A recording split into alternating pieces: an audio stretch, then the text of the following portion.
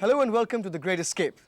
It's peak tourist season now and millions are holidaying in this part of the world. Somewhere deep down, all of us have an intrinsic desire to be one with nature. It's just our conditioned minds that keep getting in the way. Koel Puri decided to free her mind in the dense forests of Sri Lanka, and nature surprised her. So let's join her as she takes a walk on the wild side.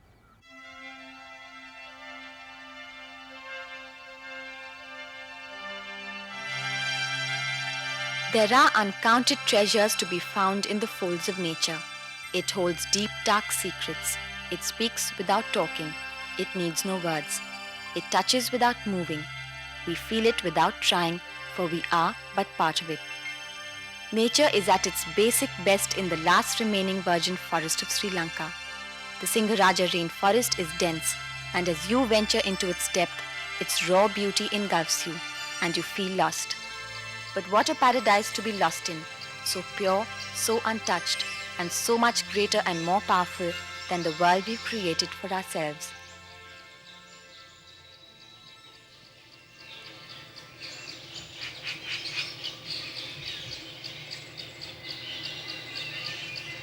Tourists are not generally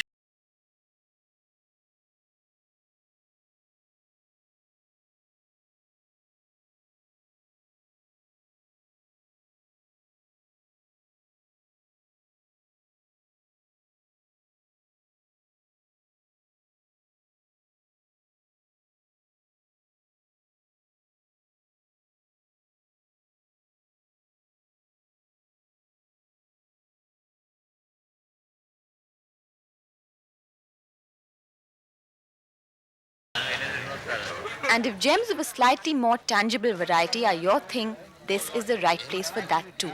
Very near the forest is Ratnapur, the gem center of Sri Lanka. Every second person on the street will have just the bargain for you. If you're no expert, then be rest assured that you need to cut costs by 100%. Big piece. This is 10 carat. No. This is a raw piece picked up from the ground. This gem market is like a fish market. You have people from all these corners coming up to you with these little packets and you think they've got like, some kind of drug or something and they take out these gems. Blows your mind. An upmarket shop may prove to be a better deal, but always ask for a certificate of authenticity for the gem you buy.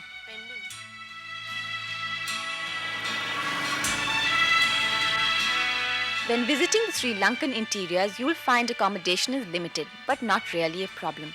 You can stay overnight inside the forests and national parks, but permission has to be sought months in advance.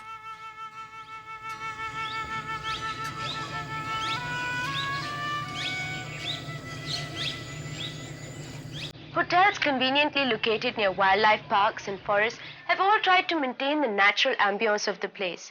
This particular one is located near Chandrika Lake, and even from your room you can hear the animal sounds and bird calls.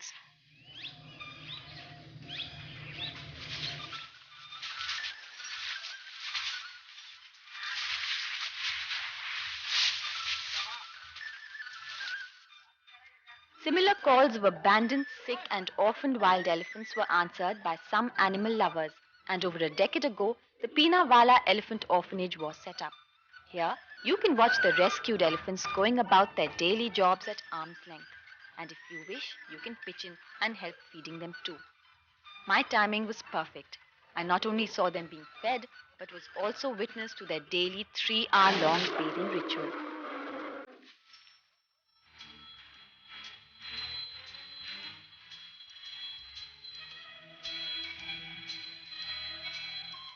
Their favorite pastime, it appeared, was teasing and playing with each other.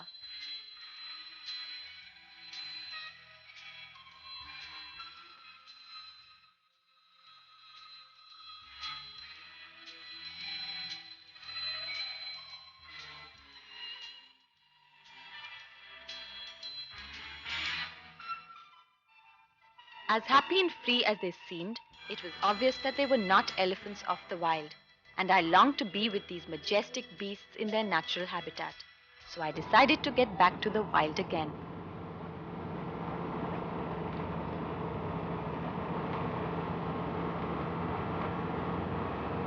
Bubbling with excitement for what awaited me, I took my seat in the bus. The bus, however, was rocking with excitement over something entirely different. Believe it or not, over a Bollywood song. The people of Sri Lanka don't speak Hindi. They don't understand it, nor do they care to. But they like Hindi movies and love Hindi songs. Everywhere you go, on the streets, in the restaurants, and even in the cars, you will hear the latest Hindi music blaring.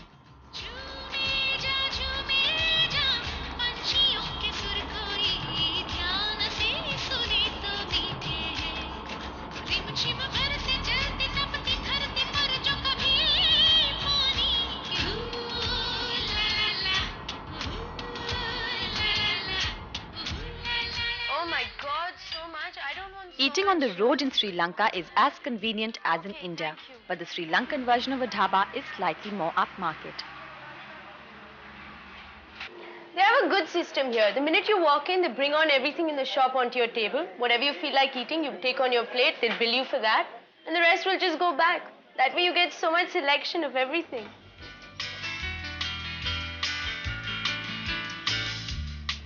No more stops. Straight to the Udavalave Nature Reserve to talk to my wild friends. Elephants are synonymous with Sri Lanka. They figure in everyday life. Their images decorate temples and palaces, and they are essential for pareharas or religious processions. But nothing beats seeing an elephant in the wild. And the Sri Lankans realized this centuries before it became fashionable to look down on zoos and to be eco-friendly. King Devanapaya Tissa created the first wildlife sanctuary in the world in the 3rd century BC.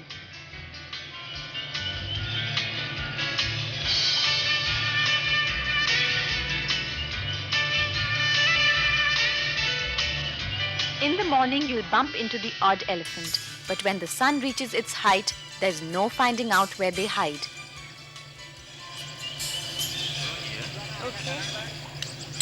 And this is when we chose to set up our own hiding place in the middle of the park. Remember that camping like this is only possible with a registered tourist organization affiliated to the park. Just as the elephants didn't want to be found, we hoped that they wouldn't find us and our camp. I've had a good snooze. The sun seems just about right.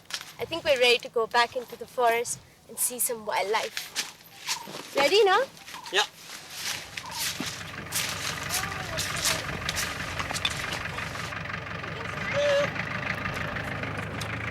Yeah, that's another day. Elephants follow fixed daily routines and you can catch up with them at any point, at least in theory. There's no guarantee of how many wild elephants you can spot. It all depends on luck. Sometimes you might be able to see a tusker or even a herd of 40 right at arm's length. Who knows? What you need is a lot of patience and complete silence. Two virtues that just don't come to me naturally. It must have been my lucky day, for I came face to face with more elephants than I could have dreamed of.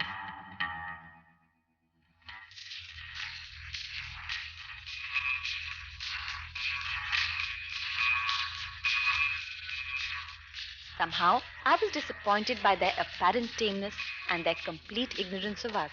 And yet, their proximity was scary. And though some people felt stupidly encouraged to get off their vehicles to click snaps, I doubt they got anything from that angle worth taking home.